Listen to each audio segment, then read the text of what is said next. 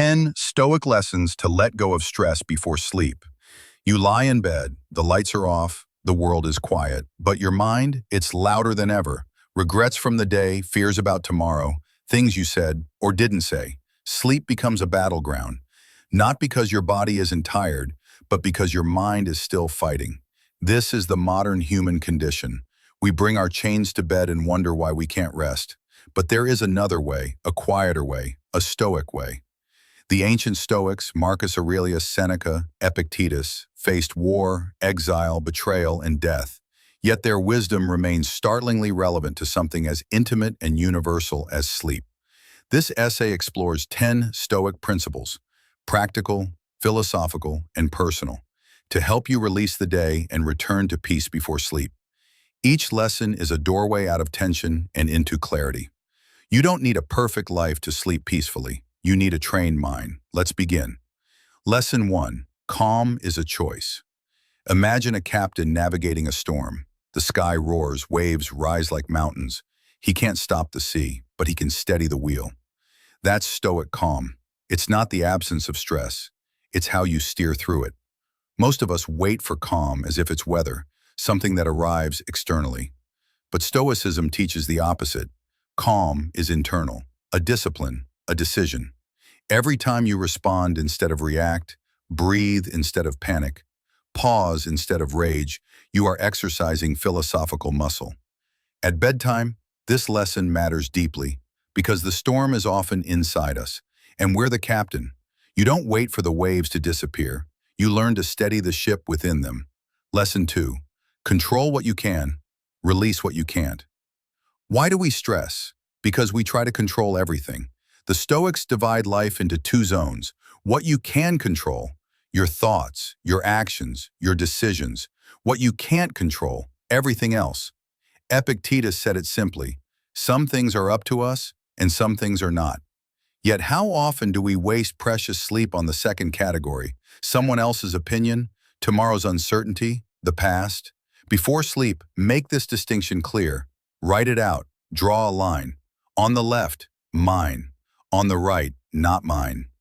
Then put your energy where it belongs, because stress isn't caused by life, it's caused by resisting its limits. Lesson 3. Suffering is temporary. Tonight you might be in pain, emotional, physical, existential. It feels like it'll last forever.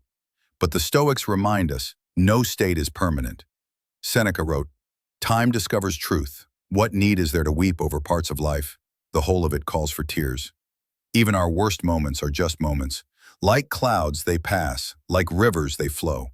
Pain, anxiety, sorrow, they rise, peak, and eventually fade. So don't believe your feelings are final. They're visitors, not residents. This realization doesn't make the hurt disappear. Lesson 4. Accept what you cannot change. One of the most counterintuitive truths in Stoicism is this. Acceptance is not weakness. It's wisdom. Fighting reality doesn't change it. It just exhausts you.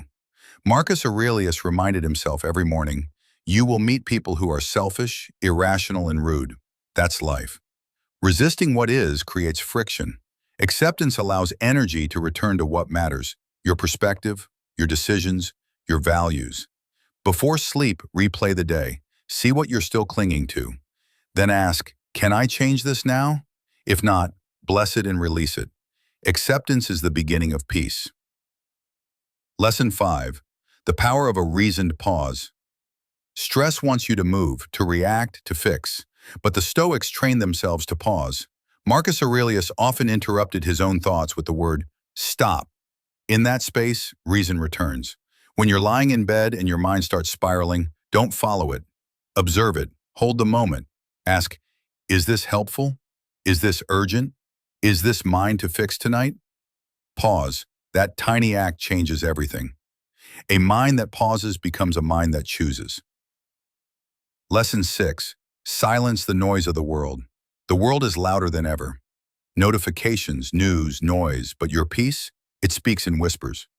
The Stoics did not fear isolation.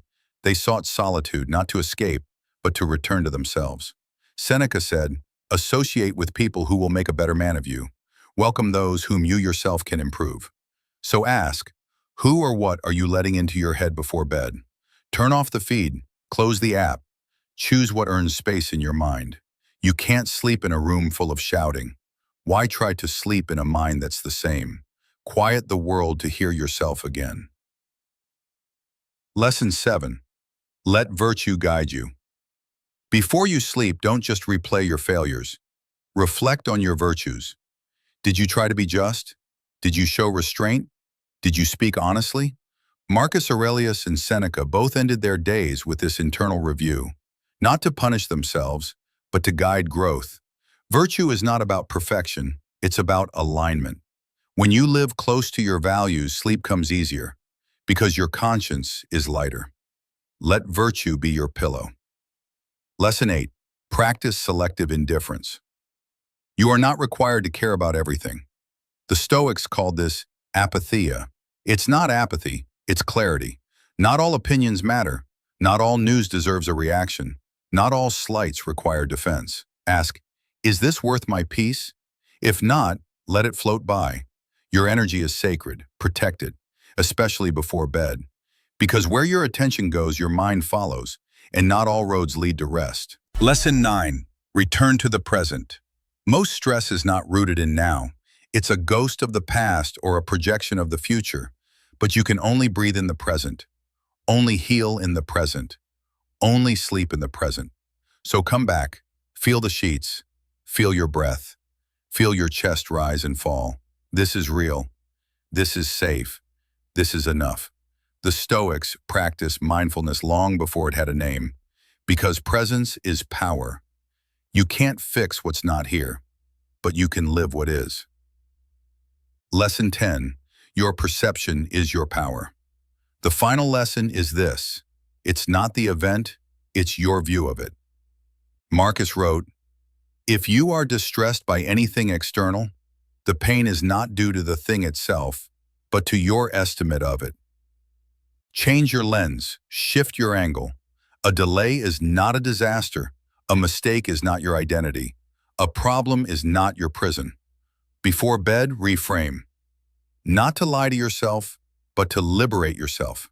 Sleep is not the reward of a perfect day. It's the permission you give yourself to rest, despite the imperfections. Let your final thoughts be clear ones. Let them be gentle. Let them be true. You don't need to fix everything before you sleep. You just need to stop carrying what isn't yours. The Stoics weren't immune to stress. They simply trained themselves to navigate it wisely. So tonight, choose calm, choose presence, choose clarity, and above all, choose rest. Because when the mind is trained, the soul follows. And in that space, sleep becomes sacred. Good night, Stoic soul. You've done enough for today. Now, release, and begin again tomorrow.